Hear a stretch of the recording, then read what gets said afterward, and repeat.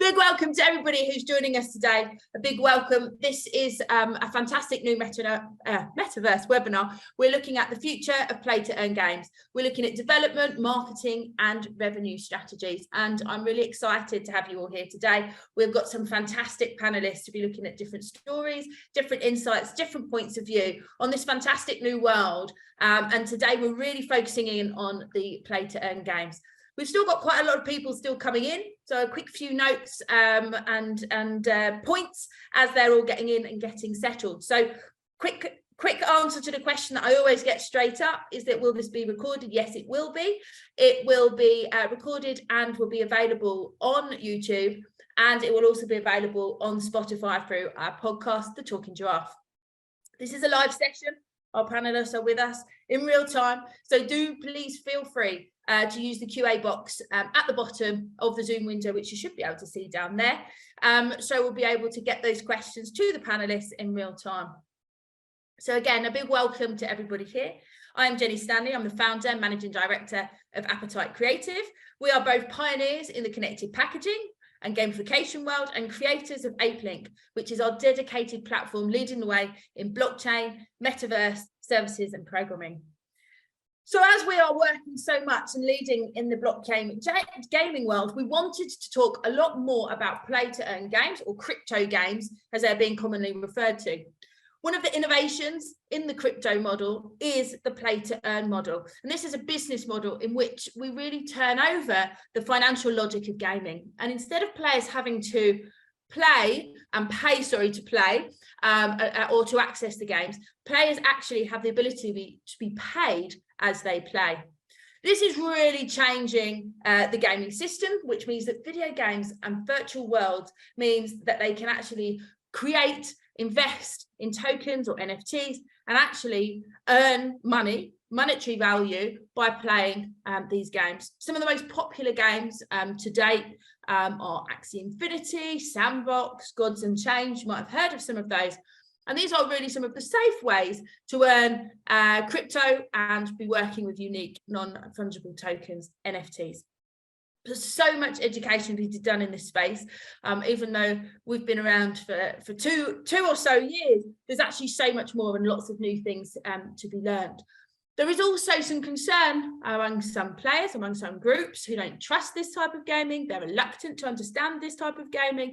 They talk about it as a scam. So I really wanted this opportunity to discuss all of those different types of comments, areas, points of view, and really talk about the play to earn model.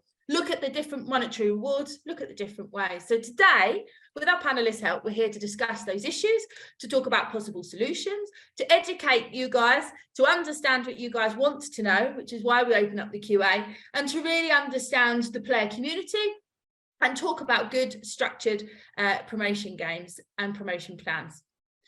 We'll also be looking at blockchain preferences. We'll be exploring trends and ideas and mechanics, talking about player bases, revenue growth, strategies.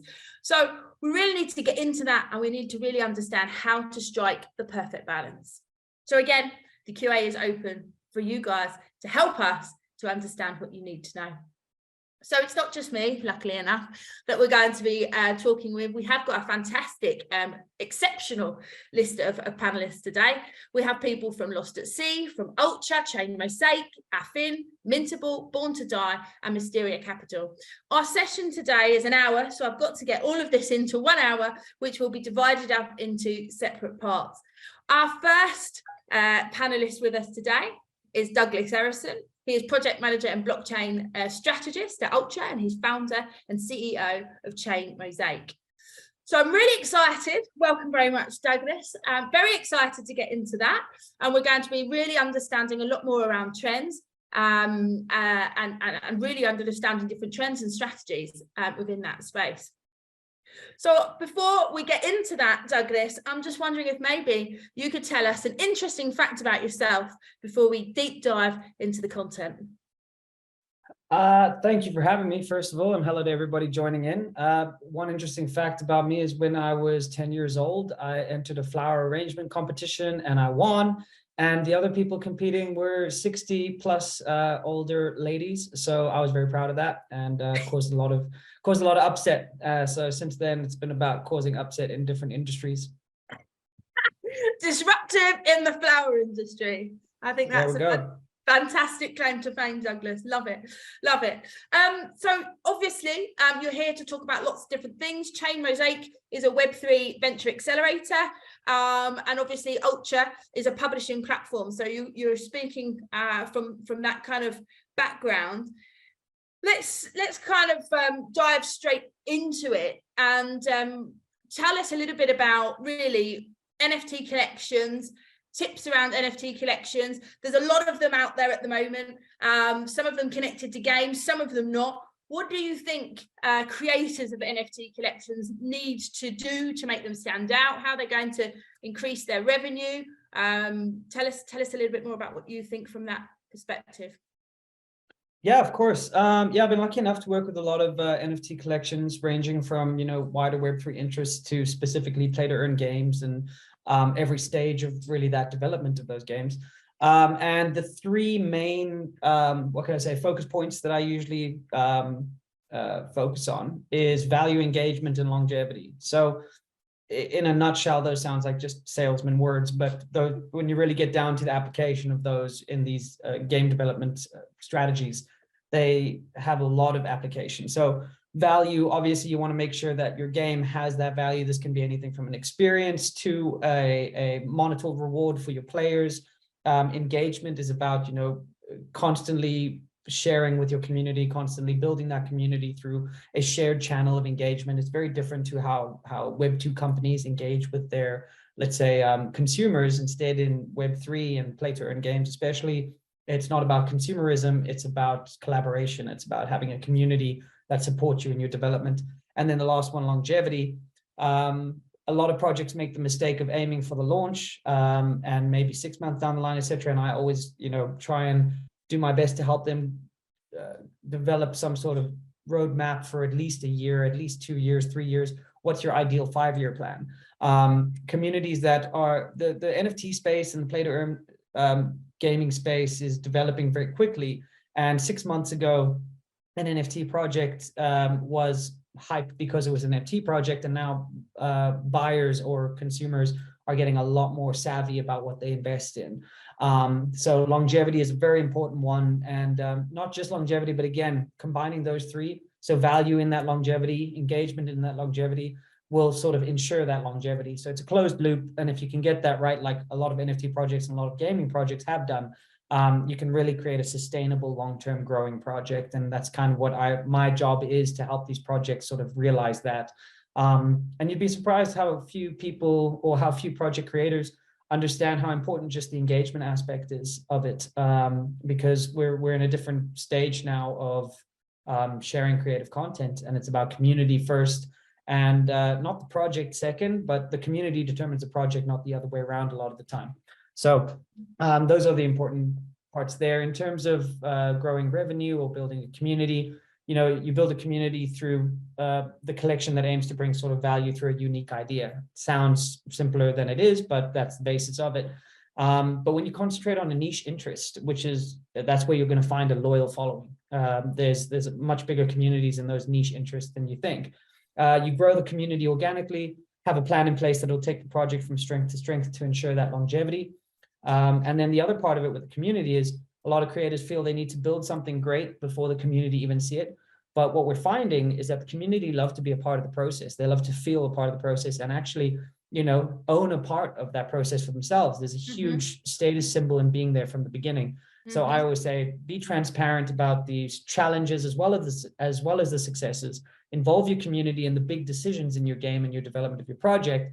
And just that alone will ensure at least a longer life of your project than the one that doesn't.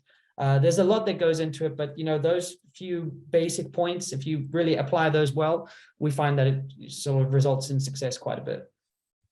Yeah, there's some really, really good points there. Thank you very much. I like the point that you made about trying to create that kind of niche focus, because I think you're very, very right. We're talking about communities, and that creates your loyal fan base. Is there any particular niche? Is there any particular trend at the moment that you can see in play to earn games? Is it any more particularly interesting than others or successful than others at the moment? I'd be lying if I said that I personally see specific niches popping up. What I'm seeing rather now is we had this, I don't like using the word bubble because it comes with people having their own connotation to it, but for lack of a better word, we saw this huge bubble in the NFT space in general and in the crypto space. What we're seeing now, especially in the project, the NFT project side of things and the play to earn space, from what I can see, is a refinement.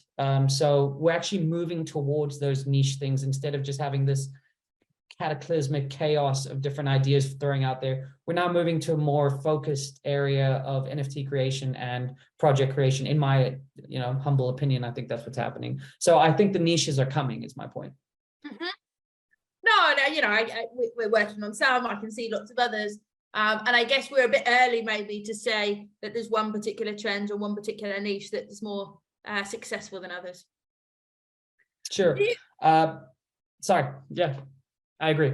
Thanks. I was just going to go to kind of the future. Do you see that the play to earn industry could grow to be a part of the AAA gaming, or do you think it's more likely to be related to indie games and creators? Can you see any kind of trend or future kind of building from that perspective? I have personal views on it. I think the politically correct thing to say is that it's too early. What I do see is it's very similar to what you see in the metaverse space, in the NFT space. The entire Web3 space really is following a very similar pattern, in my opinion. I think the gaming space has a few more refinements and a few more, what can I say, loyal communities that are sort of shaping that area. But if you look at the NFT space, the metaverse space, you see these massive brands moving in. Nike has done so very successfully. And I think when a big brand does it well, there's no reason they can't participate. And then you see other big brands, we won't name them, but Meta, who aren't really succeeding in winning over the general public because there's a lack of transparency there and there's a lack of sincerity. So my point on that is that I think it's too early to tell who's going to win the battle between independent indie games and AAA huge gaming studios. But there's always going to be an advantage to a bigger, higher budget AAA game than there is to an indie studio.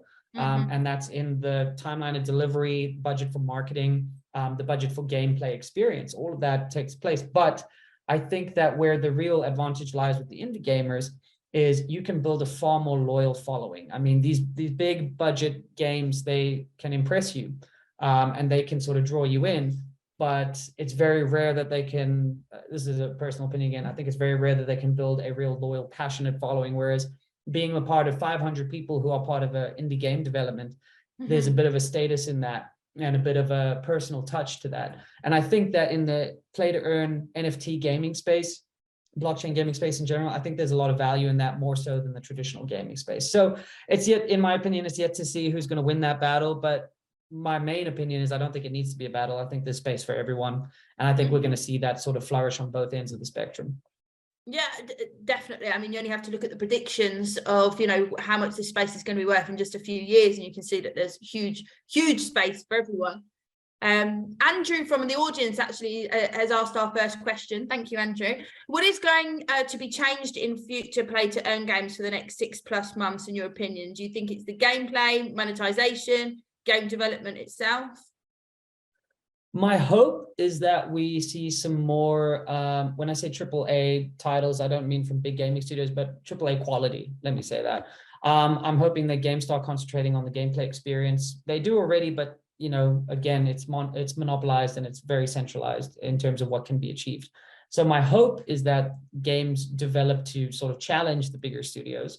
What I think is going to happen is going to be a real elimination game of who's sincere, who's really trying out here. And we're going to see a lot of early stage studios be knocked out of the game or out of the playing field because they simply can't manage to break into the Web3 space.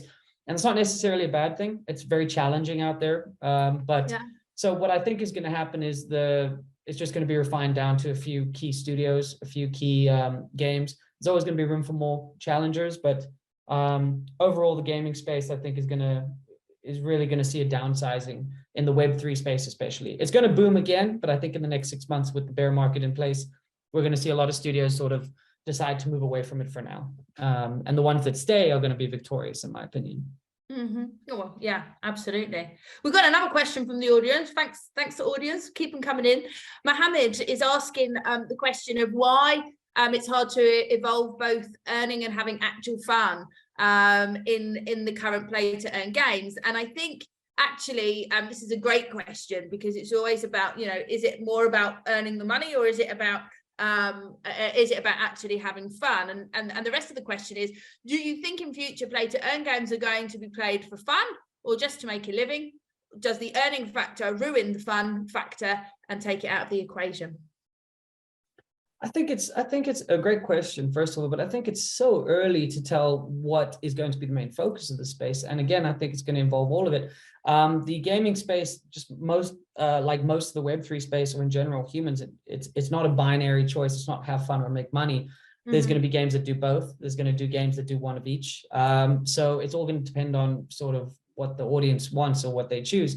So I don't think it's an easy answer. I don't think it's a binary answer, yes or no. But what I do see is it's so early that you can actually monetize your gaming experience or your gaming hobby, that you know, making money came out of nowhere. Hey, you can play and earn money now. It throws the entire economic structure on its head, because now we see younger people the entire time moving into a gaming career, where 10 years ago this wasn't a possibility.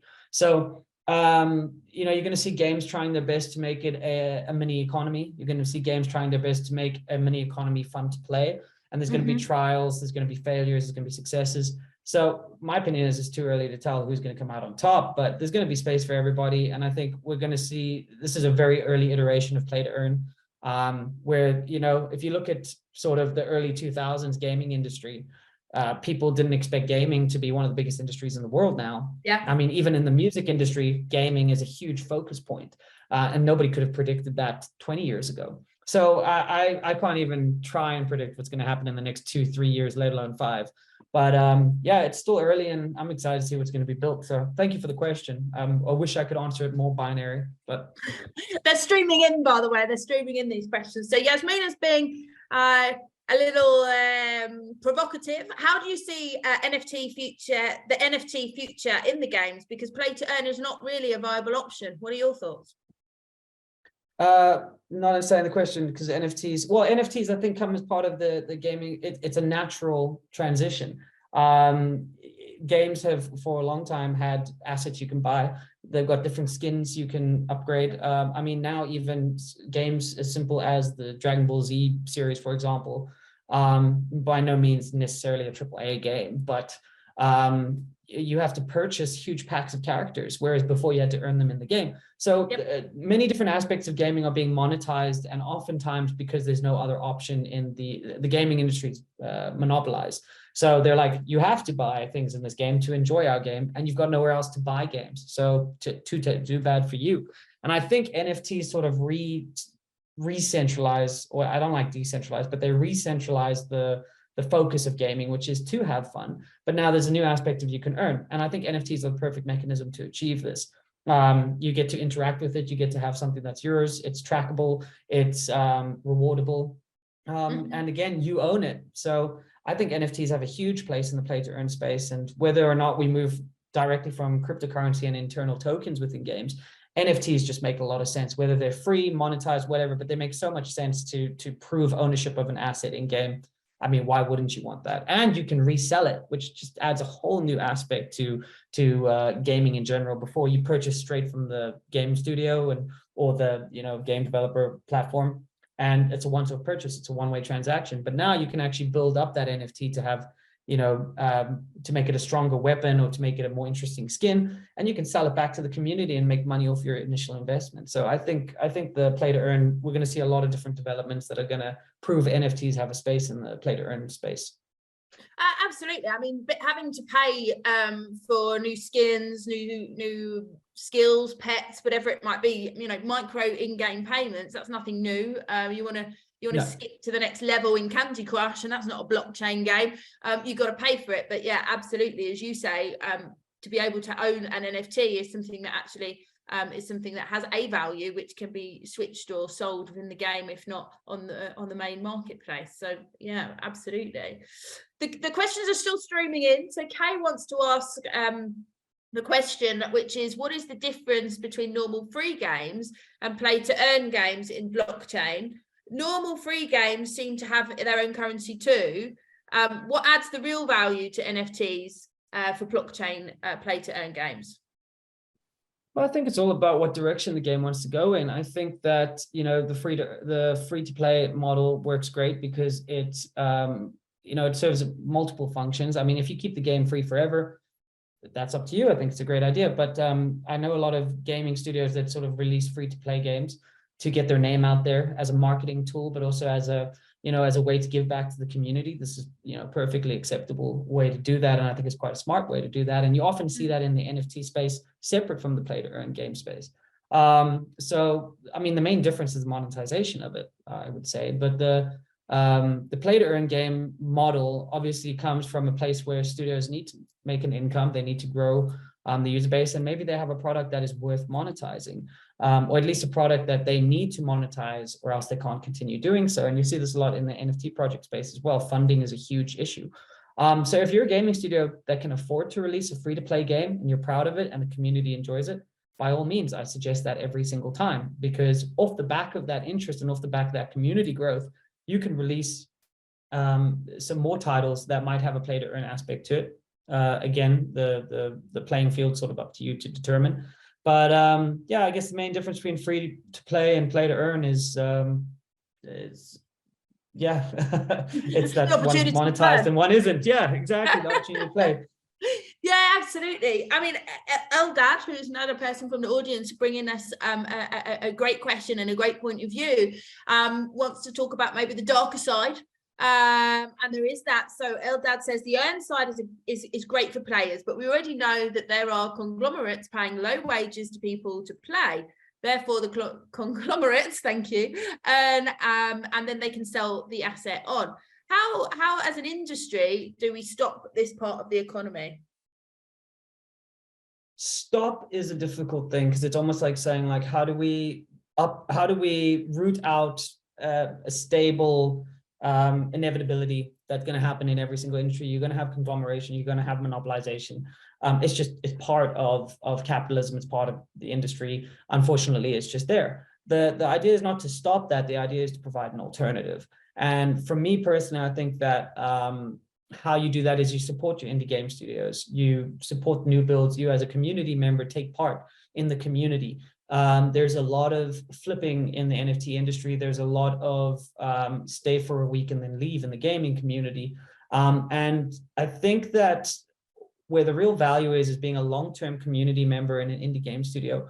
It might not be the game that you want it to be now, but in 5 years' time, that gaming studio could be your new favorite, and you could be a real contributor to that community. And I think that every time, what I've noticed is most of the time, I won't say every time, but most of the time where there's a bad view of monopolization of an industry, it's because the consumers are the ones that allowed that to happen, not necessarily the conglomerate that monopolized. Because if they have no support, then there's nothing they can do. And we can see this very clearly in the metaverse industries that are emerging, where Meta is probably one of the most famous conglomerates on earth, and they are not winning the crowd over, and they are losing a lot of money for it. That is not because they're not making great decisions either, but it's not because they've lost their power. It's because people have chosen to re-centralize that power somewhere else, which is in more interesting projects that, you know, could probably do a better job than Meta. So I think that through gaming guilds, through collaboration, through the right partnerships, and through loyalty and a community following, obviously the game studio has to sort of foster that loyalty. But I think if the community sort of focus their efforts elsewhere, that monopoly will have to fade away. You know, you can't market to nobody. So I think it's actually in the gamers' hands at this point. We are now starting to see alternatives to Steam. We're starting to see alternatives to the big gaming studios and get platforms that sort of keep the studios where they need to be. And those alternatives are going to become the norm in the future. And hopefully the monopolization will be reduced or mitigated to some degree, that the community will see a huge shift in focus. Yeah, definitely. And, you know, we can't say that the only exploitation of any type of community happens only in gaming. I mean, we see it across all different aspects and all different industries, but I think in this instance we're talking about a type of gaming that really does build communities. So I also think, you know, it is in our hands, and we can call out publicly very easily. You know, it's very obvious how quickly the domino effect can start to unfold. You know, we only have to look at, you know, all the things that have happened in the last 10 days. But, you know, I think as well, we actually have more power with that as consumers to be able to call out bad things, so to speak, in the social world. Agreed. Quick last question before we move on, and you know, we've had some fantastic questions here, so thank you very much, audience. What do you think, in your opinion, is the main focus of the play to earn games? Do you think it's about making money or having fun? I think that a game won't make money if it's not allowing users to have fun. So there might be a boom in the beginning where it's like, we want to try this out, but realistically speaking, there's not a product on earth that lasts without achieving the function that it set out to do. It's called a game. You're supposed to play it, and you're supposed to have fun playing it. So if they don't achieve that basic function of a game, it's not going to last very long. I mean, there are obviously successful gaming titles that have pushed the idea that making money is the main core of the game, so the functionality is not great, but many of those don't last very long. And I'll give an example without getting anyone in trouble, but I think it was called Crypto Bomb, something like that. I watched this game from the introduction to the fall, and it was a terrible game in terms. It was just, you know, Pac-Man basically on steroids, and your characters were $400 plus. People were spending thousands of dollars to get in, because after 2 or 3 months during the crypto boom, you could earn that money back and then make more. And a lot of people made a lot of money, but the game was terrible. By the time that gained enough, exposure, because people were making money, they started reducing the money you could make because they were starting to lose money. And it's just not a sustainable model. The game wasn't fun, so that wasn't a reason to go play it. It was only to make money. When you start reducing the amount of money people can make because they're making too much money off of you, then suddenly that game has no point at all. And within, I think it was 3 or 4 months, that game basically crashed. It's still available now, but it's not a very viable option. So yeah, that's my answer, is that you can't have a game making money without having fun in the long term. It might be a quick fad or something, but it's not going to last 2 or 3 years. Makes perfect sense. Well, thank you so much, Douglas. Thank you so much for such great questions from the audience, and you being able to answer them in such a quick fire manner. Thank you so much. We're now going to move to Jay and Nick, and let's see if they have fun games that also have the opportunity to play to earn, and I think they do. But before we get into that, Jay and Nick, and welcome both of you, just give us your interesting fact. Jay, you can go first, as I know you're prepped on that. An interesting fact about me, I have 2 of them. One, I'm a pretty avid CrossFitter, so when I'm not looking at a computer, I like to go work out and stuff like that. But for a little while back in the day, I was a host on a beer show, on a web series that we did out of New York City. Went to a couple of breweries with me and my friend who's from Trinidad. The show was called Black and Tan. I guess you could figure it out. And we were go around and have some drinks and had a lot of fun doing it. We made about 7 episodes. It didn't go anywhere, but it was fun making it, and I just love creating and moving forward in this any type of creative space. So it's been, yeah, that's an interesting fact about me. Thank you, Jay. Nick, have you done anything other than get drunk every day? Yeah, well, I think probably a lesser known fact about me is I spent a number of years in the military, so I've had the pleasure and honor of training with some of the finest special forces across the world. Yep, yeah, based on my unit. Yep. Pretty impressive, bit scary, so I won't annoy you on this webinar. Great. Okay, well, both of you guys are coming with some amazing games, which obviously we're going to see a little bit from both of them. I don't know, Jay, if we can have a quick look at the trailer for Lost at Sea. Oh yeah, awesome. And then we can move to Nick at the end of the session and have a good look at Appelink as well. Are we good to see the video, please?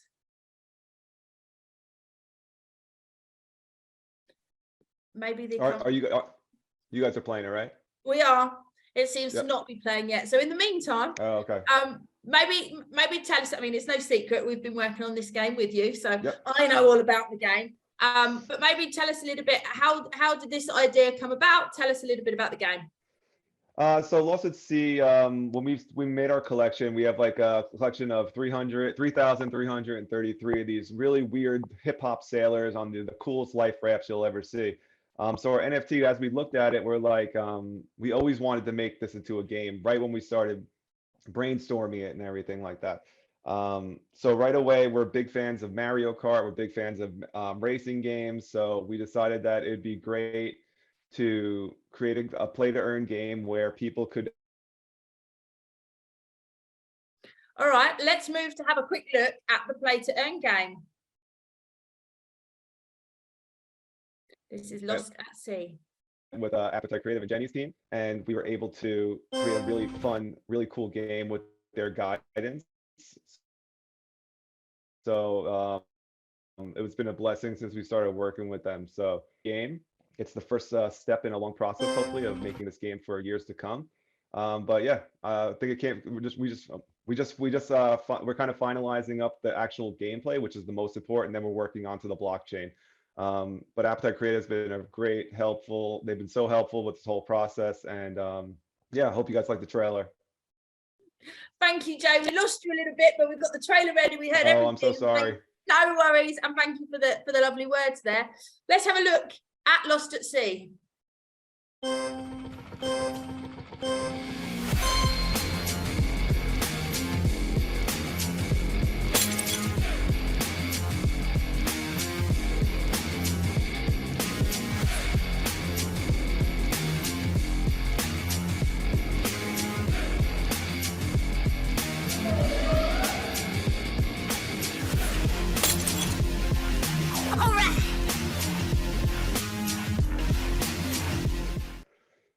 Really nice, really nice.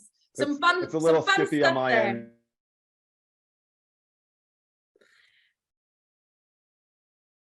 I think Jay's having trouble. It's 5 o'clock in the morning, or half past 5 or so where he is. So I think he's having a bit of problems there. But we had a good look at the trailer, which is fab. Nick, let's move over to your game. Tell us a little bit about Affin. Tell us a little bit about where it came from. And then maybe we can have a quick look at your trailer.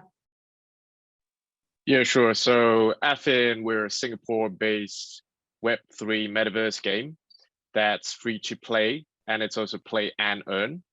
So what we've done is we have integrated technology in terms of augmented reality as well as geolocation gaming, whereby players can play virtually and also physically in real life.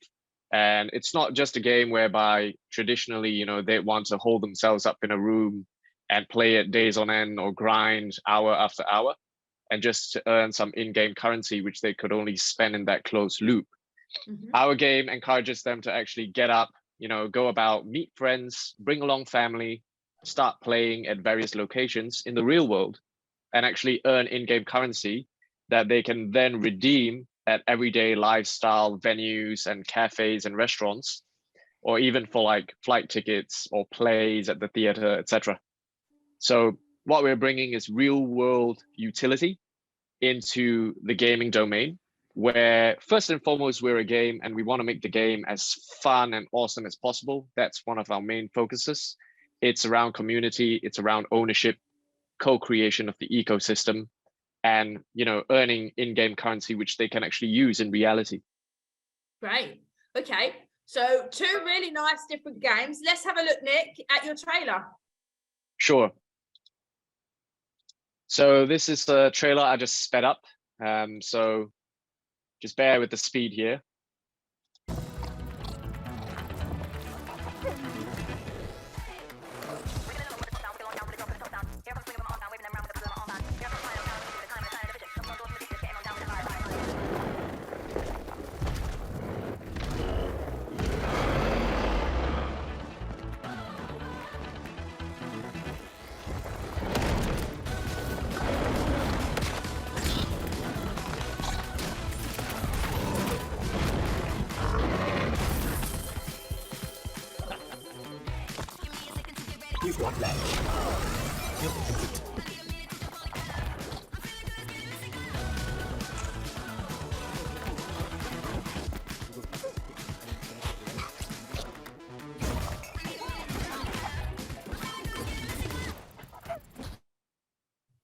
Yep.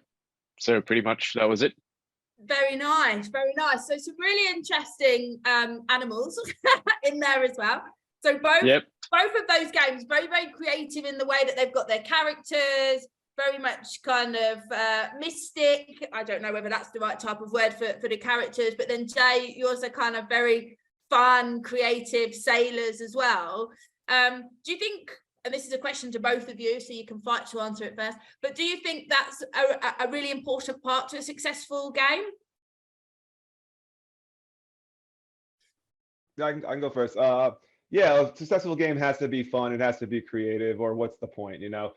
We've seen so many, you know, the games that are engage their audiences and their consumers the most, and especially keeps them interested in these new, weird, cool things, as the games that usually end up being the most successful, in my opinion. Something new, something different, because people get bored of the same thing. But yeah, that's what I'm lost at sea. We have these really cool sailors, and we're really trying to do a lot to bring the whole entire community together by always being able to update these characters, update the levels, and keep our consumers engaged constantly. Nick, over to you. You've got some creative characters in there, and interestingly, you've got the concept of being able to take the earnings and actually be able to spend them in the real world. Yeah, we're really incorporating all aspects of Web3 into our game. We've got metaverse aspects, NFT ownership, and just a lot of fun. You know, players can not only earn and in the game and actually spend it in real life, but they can actually own buddies and companions like the creatures that you're talking about. We're going to have a whole lineup of them being released over the next periods.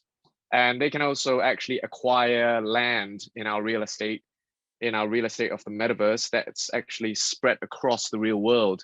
So everybody here would probably be able to see their own address and house in our game and be able to purchase the land around their house, or all sorts of landmarks or popular areas of visitation. After they purchase this land, they'll actually be able to build structures on it, right? Structures that will encompass malls, stadiums, arenas, hangout spots for events and campaigns. And they can actually organize campaigns, be it an individual like yourself and I, or a business. And then they can actually create a call to action, activate players to go down to their plots of land and actually earn from those activities in the forms of taxes or leasing, right? So it's really a multifaceted ecosystem that they're co-creating. And this is just one world out of the many worlds that we're going to create interoperably that allows people to actually take their assets and NFTs across the various realms. Nick, when's the game going to be available? We're targeting early next year, so sometime in Q1. We're going to have various kinds of events, competitions, and tournaments. We're actually releasing the purchase of LAN flags to acquire LAN is actually already opened. So Marketplace at a Fin is where people could go and purchase flags, which will make them eligible to plant them on LAN plots when the various cities are launched, starting from December all across next year, right? So we're starting off with Singapore, where we are based, and where it's also a very international and cosmopolitan population and city. And, you know, we're going to release UK and Europe and the Americas, you know, across the next months and quarters. Really nice, really nice. Yeah. Jay, we know that the game is going to be released early next year. Tell us a little bit about the type of people who you have interested in the game. I know you've got a fantastically huge community already. Tell me more about it and the blockchain that you've chosen. So right now, our community is amazing. You know, we sold out our NFTs in 3 minutes, and since then we've been building this game for about a year now. We kept the community engaged with staking, raffles, etc. So what we decided to do is that for our blockchain is that everyone's, as a user, anybody's going to be able to play, not just NFT holders, but NFT holders will benefit from people playing the game.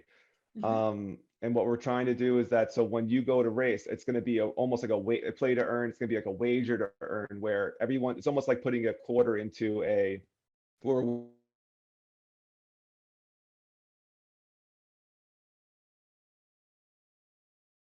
Oh, poor Jay. I think we're losing him, but I think he's going to say it's like putting a quarter into a jar and betting then on the who's going to winner, be the second winner. Oh, here we go. place and third place will take back some of their money, and we'll take a percentage on every single race that again. Did I drop? You're back now. Yeah, you're back now. Oh man, so I'm so sorry. I don't know No, what's going on no with my worries. internet.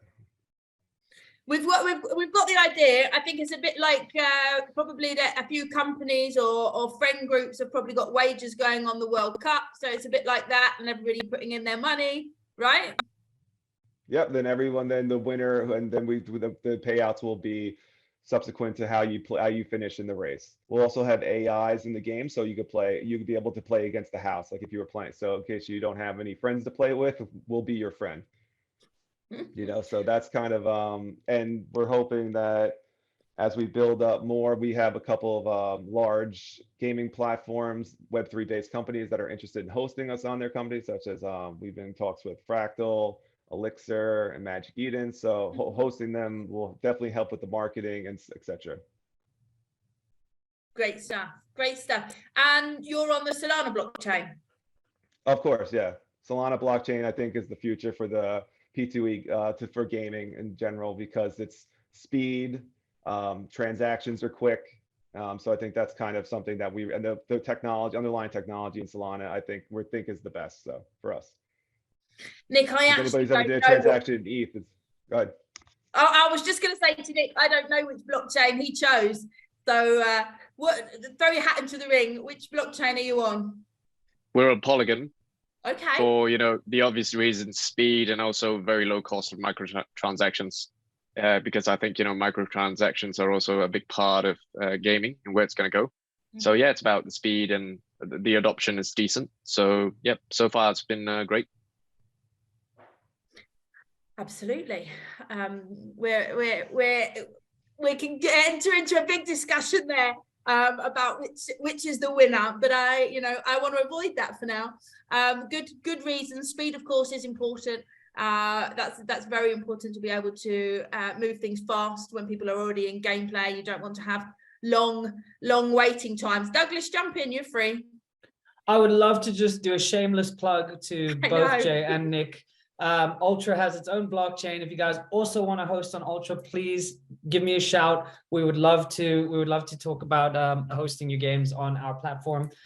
Just as a side, Ultra's blockchain has 0 transaction fees and is 24,000 transactions per second, one of the fastest in the world. Just a shameless plug over there. So please give us a shout afterwards, and I'm sure we can discuss hosting on our platform as well. I knew it was coming, Douglas, but all good. Absolutely. All good. I'll connect you all. Back to some questions from the audience. So this is both to Jay. This is also to Nick. What other than the community, which of course is a very big part of the whole game release and the marketing, what other key ways are you doing marketing? Is there any paid media that you guys are involved in at the moment? To Nick. Sure. So yeah, we really explore all avenues. We've done various forms of partnerships and collaborations with agencies, some of the best in the market. So we cover all areas of articles, publications, white papers, videos, and AMAs, etc. Various shout outs across platforms. And we also have a very, very strong community and very sizable population of community leaders and fan base that follow us extremely closely. And we also have real world partnerships, right? We are partnered with some of the most robust brands in the world, right? Brands that are in music production, in banking and financial services, in insurance, and even in day-to-day e-commerce and logistics. So, we are currently at a phase where we are progressing in terms of developing the next steps with them. So I can't really mention outright, but they're household names, world-renowned brands. And yeah, we really spread it across all aspects to not only touch on NFT communities and gaming communities, but really the masses, because what Affin is about free to play. So we're going to leave it that way because we want to democratize play and earn on blockchain in Web3 and Metaverse domain for the masses. Fantastic. Really excited to hear which brands you've got there, and I'll be keeping a good eye out there. Sure.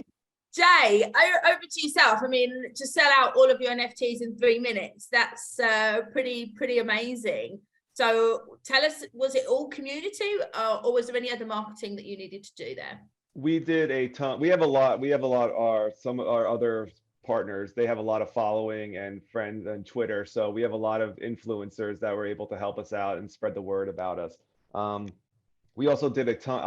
I'm a content creator, creative director here for the things for our group. So we were able to make a lot of videos to really explain to the community what our plan was. We were very transparent with them, which is very important. So I feel like, especially in NFTs in this space, is that you shouldn't follow the art. You should follow the people behind the art, people behind the company, because there's so many fraudulent NFTs that are out there and groups that are constantly just, they're pulling the rug constantly, or they don't really know what they're doing. They don't have a plan. We came in this with a plan, and our marketing plan going forward is that once this game releases, we're going to use our influencers. We're going to use some investment money that we have to really push the game and really go 100% at it, and really make a big push to get everyone playing, earning some money. And that's we think the game is fun enough that it'll keep the addiction factor up, that people keep coming back and wanting to play, because it's a real fun game. It's very much like, I hate to say Mario Kart, but it's very much like that. But it's these drunken sailors throwing bottles at each other, smoking themselves out with cigars. It's a really fun game, and like the levels are amazing. We have 6 playable levels, 4 playable characters, and it's looking great. So we think the game with trailers and videos and AMAs are going to really bring the whole thing together once we get push. We're going to do a big push Q1. That's our plan.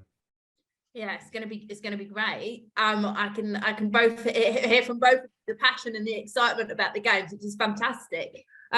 It also leaves me thinking about something that actually one of our audience members has raised as well. Mido asks, what about branding opportunities? Are there branding opportunities within these games? I'll go to you, Nick, first. I guess so, because you're talking about partnerships, but tell us more about that. Yeah, there are many big brands out there that are, household names, like I shared, that are very interested in our project and what we're developing, because they can actually come in, own a plot of land, brand it in their name. So anybody from across the world can now access those brands, even though they are subject to a specific territory at this point in time. We are going to be the catalyst for them to really go global and really grow at a pace exponentially. And they're going to be able to build structures on those lands, right? They're going to be able to create a hub, a world, or a zone in their name. And they can actually put lots of branding, advertisements, and images of their brand and their logos or their promotions all over their structures. And they're going to be able to guide and attract people into their world, engage them, right? And allow them to actually see maybe a showroom or a concierge client center area, or a performance for music production companies, and then start buying merchandise on the spot in our metaverse. Wow, sounds very exciting. Jay, any branding opportunities? Yeah, of course. When you're looking at the levels we're designing, we're putting up billboards, and we're putting up, there could be partnerships with anybody they want to advertise on their billboards, or if they want to advertise with a character or a level even. So there's always branding opportunities to be had. And we went forward thinking that's kind of branding that we're going to do, is that people could advertise, say it's a new NFT coming or a website. And that's kind of our plan with our branding. And with the way the characters are going with the microtransactions, people will be able to sell some of these characters or even help the brand make. Jay's gone back to sleep. So Nick, we've got another question from the audience. Really it's from Mido also. And he asks, I feel like my internet's dumping out. I apologize again. He asked about how you feel about the crash in crypto, move back to credit cards. And I suppose I'll ask there as well how you feel about launching your game at this kind of time that we're in. Yeah, for us, we're totally, unaffected by it. We don't look at that at all. In terms of just to touch on our principal funding and all that, our funds are all placed very securely in banks. And, we don't borrow or lend it out or leave it staking or something like that anywhere where it will jeopardize the liquidity. We are wholly focused on investing into the development of our game, our metaverse, our project for the community and for the B2B companies that we're working with. So we're unscathed and we're unaffected by, what's happening recently. We understand that it's happening, but we're taking this chance to build even more. And the very foundation of our concept is we're a very, very awesome, fun game that's going to allow people to enjoy with their friends, their family, and engage with businesses, which is all one and the same as how it is outside in the real world. It's just that we're making it much more engaging and much more value added and also accessible and convenient that they can do it from home. So we, totally, we're all good with the situation right now. We're just focused. We had an NFT release as well, which sold out in about 1.5 minutes. So all of those are gone. To meet you, Jay. No, Jay did really well as well, around the same amount of time. And, all those buddies you were admiring earlier on, those were the ones that were sold out just, in a snap of a finger. And what we're going to now is really the land. And that's going to, take it many notches up with the structures and the branding and everything like that. So we're still going full steam. Yeah, no, definitely. I was just going to come back to those characters, and I think as well it comes to the creativity. I think both of the characters and the artwork within the games are really good. So I'm only joking about 1.5 minutes or 3 minutes. I think anyone would be happy with anything like that. There's no real competition there. It's okay, but I think as well that comes back to the creativity. It comes back to what Douglas said earlier as well. It can't just be about making money, because in the end that kind of is a very, very, very short-term view on something where of course the bottom will fall out of it and people will no longer be interested. So definitely love that. Jay, I've got another question which kind of follows on the question which I just asked Nick. This is from Katie, and she just says, how do you feel about the impact FTX will have on blockchains such as Solana? Obviously you're on Solana. How do you feel about that? How do you feel about the crash? To be honest with you, I'll preface this. I'm like the creative director. I'm not the blockchain money guy, right? So, for me, I think a soul is a soul at this point. We have to keep moving forward, and we're very happy with where we're heading. I know this has like devastated a ton of people, and it's really terrible. But for the game industry, I think it's going to make it stronger. It's going to be more protections, hopefully, in the future for a lot of people. And that's hopefully we're going to try to protect our users as much as possible, because that's going to bring that brand with because once people trust the brand more, they'll trust the game and they'll want to play it. So I that's all I can really say about it. No, I'm sorry for throwing you there. I mean, as a studio, as we work across different blockchains, we do work on Solana. We don't only work on Solana. I do think one of the things that does stand out for me is the real community for the Solana blockchain. That's of course unlike any other that we've worked on, and I think that community really kind of keeps that moving forward, whereas maybe if it hadn't had such, then I think the impact on Solana would have been more so. And picking up on what you said, Nick, as well, it's the opportunity, I think, for more transparency, for people to ensure as companies that they're not over leveraging or staking or making things protected for the people who are involved, so that people can feel safe, people can trust. So I think it's a real opportunity for crypto to kind of move things forward and actually clean up a little bit of some of the bad players, right? Yeah, I think pertaining to one of the points in your question, which was earlier on about it coming from crypto or blockchain back into traditional cash, fiat, or credit cards. For us, it doesn't really change anything, because at the end of the day, we're all about real world application and utility and spending and redemption.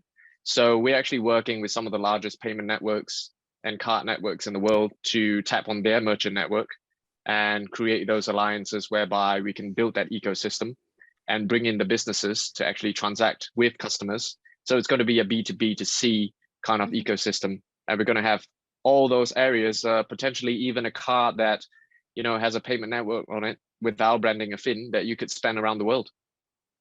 Yeah, real use utility. Yep. Bringing the kind of connection between Web 2 and Web 3. So really exciting there. I also see huge opportunities for other areas. Barinda also mentions a little bit about this, and they say, I can see the play to earn being an opportunity in the healthcare industry and for society to play to earn to exercise. I don't know if you guys want to comment on that. Douglas, you can jump into. I can see you nodding your head. Yeah, I mean, this has already been a tried and tested model and definitely something that is worth doing. I mean, it needs a lot of tweaking. We saw that with, I think it was called Stepin was the app, if I'm not mistaken. That took off like crazy, but it's very much subject to abuse, these kinds of models at the moment, you know, exercise to earn, etc., because it's very difficult to monitor real world activity to earn from it. So there's a lot of ways to work around it, and it wasn't a sustainable business model when one gentleman who put it out on TikTok had 20 phones all moving in a walking manner. He'd constructed a machine and basically taking Stepin for everything that they're worth. I mean, ingenious way to move through the system, but these models are being refined better and better. But I think the real life play to earn, exercise to earn, monetizing everyday activities is going to be a huge industry moving forward. I just think it needs quite a bit of refinement. And like you said, we're going to get rid of a lot of bad actors as it goes along. Yeah, definitely. Nick, Jay, anything around the health industry? Play to exercise? Yeah, definitely. We already have active alliances with insurance companies that are looking to enhance the health aspect of the population. And they have their own gamified sort of apps, right? So gamification is really where it's going nowadays, even in standard apps that adults use. We have that geolocation augmented reality function integrated, which I shared earlier, and that will allow them to better track people that are going around, you know, locations and moving from place to place, be it running, etc., right? Just like you would have on a GPS system, right, or Google Maps. So that's what we have. It's fully intertwined and seamless with our platform and our game. And we also, apart from healthcare, we can do a lot of branding for visibility and information about how to live a healthier lifestyle and how to exercise more, etc., and better best practices. And also philanthropic foundations that want to increase awareness are going to be a part of our metaverse, where today they're struggling to get more visibility and more adoption. Definitely, there's so much development. I think there's so much opportunity here, and so much learning, whether it be from ways in which companies protect their consumers, whether it's in ways that game studios perhaps like step in, protect themselves from people who want to take advantage of the system. There's so much that's happening here, so that's really exciting. Jay, I suppose I would just ask you as a quick final piece to end up the webinar. What do you think the future is for gaming? Do you think that many more games are going to turn to this type of model with microtransactions and cryptocurrencies, NFTs, utility, or do you think this is a bit of a phase? How do you see the future? I think we're living in the future now. If anybody has kids that play Fortnite or Roblox, you're seeing they're already learning how to do this at a very early age, buying skins, V-Bucks, Roblox dollars. They go, they want to buy this hat for $2. So I know my internet's kind of sick, so I'll keep my answer very short, but I already see it's happening. So it's impossible. I see that P2E gaming is going to be the future. Maybe not so much like people earning livings on it, but people are going to be able to do microtransactions and get themselves to the characters they want for complete customization. And then there's going to be a lot of people that can make money on it. So I think that's whoever figures that, everyone's figuring that out as we're going. We're very, very, very early into this. So, but the big Fortnites and the Roblox and those companies are already doing it. They're making a ton of money. They're giving out free games, and then you go buy $200 worth of V-Bucks, and then you could keep updating your character, and they're going to keep going with that model. So we're actually going to try to follow that model as well, which I'm sure a lot of people are. But yeah, I think we're already in the future. We just have to figure out the blockchain aspect and getting people playing on it, to people, and for people to trust it. Nick, much more. I know you're bringing in a lot of Web 2 into the Web 3, so I can see that's where you see the future. Yeah, definitely. I think, Web 2 and Web 3 are going to be one and the same. A lot of companies now, what we're trying to do is we're trying to make it as seamless and democratizable as possible, right? So easy, nothing that will kind of intimidate anybody, brands or players. Just like we want to democratize it and bring the masses onto our game without even realizing they're on the blockchain, right? With a free-to-play, very simple, seamless game. And businesses can come on as well. Our model is very simple, but very potent and effective and applicable. So, any business from a Web 2 background can actually understand what the benefits of Web 3 are with our model. Great. Really exciting. Douglas, final words, future gaming. What do you think? I think it's a perfect place to leave it is what Nick said, is that, there's a big misconception that Web 2 and Web 3 are somehow separate. Web 3 is the next iteration of Web 2. It should be seamless. It's one model moving into each other. There's no difference between it. It's just evolving into it.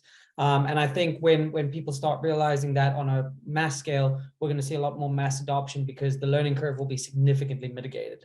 So yeah, I think that's a great place to leave it personally. But thank you for having me, and thanks for all the questions. And to the other panelists, Jay and Nick, it's been a pleasure. Absolutely. Thank you so much, everyone. It's been an absolute pleasure to have so many questions. We haven't answered them all, so I will share them actually around and send the answers out along with the recording of this as well. Thank you very much, Douglas. Thank you very much, Nick. Thank you very much, Jay. It's been really exciting to hear about the new games and hear about the thoughts of the future. Obviously, we're Appetite Creative, who are around to help with any play-to-earn games, blockchain, or monetization strategies for the blockchain. So do let us know if you've got any questions or other comments that you'd like our panelists to answer as well. It's been fantastic. I've got to go. You've all got to go. So thanks so much, and we'll see you again next time.